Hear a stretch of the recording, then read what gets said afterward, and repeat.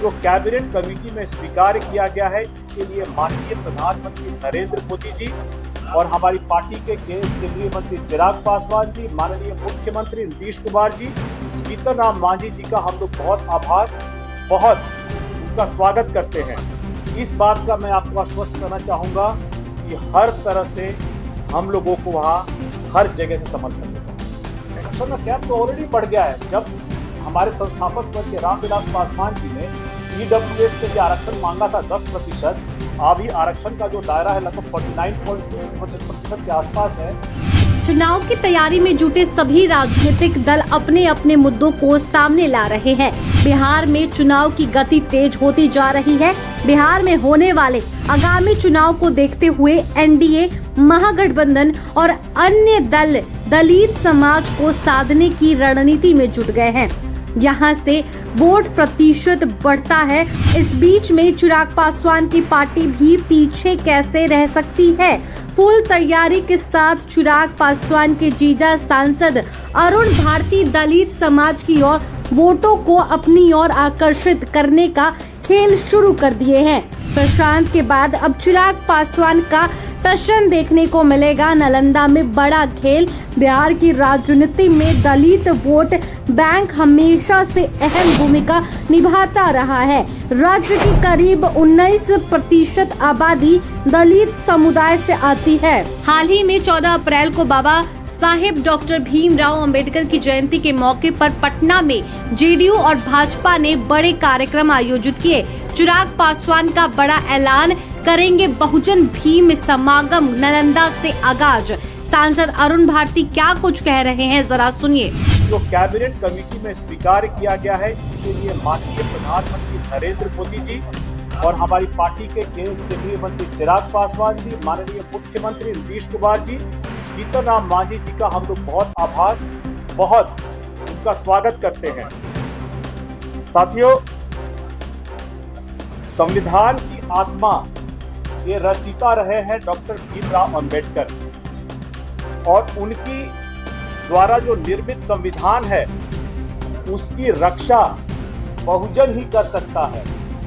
आज के दिन में जो लोग संविधान को पॉकेट बुक बना करके सिर्फ सदन में लहराने का काम करते हैं, उनको ये बताना जरूरी है कि आप ही लोग थे जिन्होंने इस बात का विरोध किया था कि ड्राफ्टिंग कमेटी के चेयरमैन डॉक्टर अंबेडकर ना बने। आपने उनको चुनाव जीतने नहीं दिया। आपने उनकी तस्वीर को, तैलचित्र को सदन में नहीं लगने दिया। आपने उन्हीं के द्वारा रचित संविधान से दो प्रधानमंत्री बनते हैं आपके परिवार से, लेकिन तब भी आपने संविधान रचिता को भारत रत्न देने का आपने काम नहीं किया। और आपके ही परनाना पूर्व प्रधानमंत्री जवाहरलाल नेहरू चिट्ठी लिखा करते थे अपने मुख्यमंत्रियों को कि आरक्षण जो संविधान के द्वारा दी गई है वो दूसरे दर्जे का नागरिक पैदा कर रहा है। आपके ही पिता ये कहते थे कि मैं उन बेवकूफों को नौकरी में आरक्षण नहीं लेने दूंगा, और आज आप संविधान को बचाने का ढोंग करते हैं, उसको संरक्षण देने का जो नाटक करते हैं, उसका पर्दाफाश इस जातीय जनगणना के केंद्रीय कमेटी के फैसले से हुआ है। क्योंकि जब 1931 में जातीय जनगणना पहली बार की गई थी, वो बांटने के लिए की गई थी, वो बांटने का टूल किट था। अब जो जातीय जनगणना होगी वो जोड़ने का टूल किट है, वो जोड़ने का प्रयास है, जिसके लिए हमारे नेता और प्रधानमंत्री जी का बहुत आभार है। संविधान की कोई अगर उसकी रक्षा कर सकता है, कोई उसका संरक्षण कर सकता है, तो वो बहुजन समाज के लोग ही कर सकते हैं। बाकी जो दिखावे के लिए पॉकेट बुक बना करके घूम रहे हैं, वो लोग सिर्फ आपको दिखाएंगे और दिखाने के बाद आपको वोट बैंक बना करके फिर से सत्ता में आएंगे, लेकिन करेंगे कुछ नहीं। क्योंकि सत्ता में 54 साल रहने के बाद भी कांग्रेस ने कभी, लंबे समय तक सत्ता में रहने के बाद भी कभी उन्होंने जातीय जनगणना कभी पहले नहीं कराई थी। साथियों, इसी तर्ज पे ये कहना चाहेंगे कि इस जातीय जनगणना से जो संख्या निकल करके आएगी उसी आधार पर जिसकी होगी उतनी हिस्सेदारी व भागीदारी, उसको मिलेगी उतनी हिस्सेदारी। ये तय होगा, इसका एक अपना प्रक्रिया है।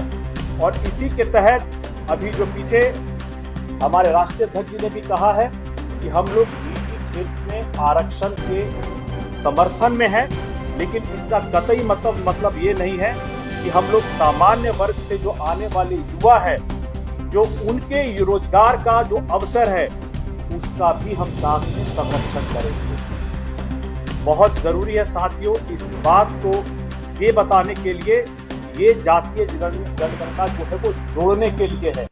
जो बाकी लोग प्रचारित कर रहे हैं, जो आज क्रेडिट लेने का काम कर रहे हैं, वो कहीं से वो इस क्रेडिट के लायक नहीं है। जो असली जिन लोगों ने इसके लिए सही तरीके से केंद्रीय मंत्रिमंडल का रहते हुए प्रयास किया है, ये उनको क्रेडिट जाता है।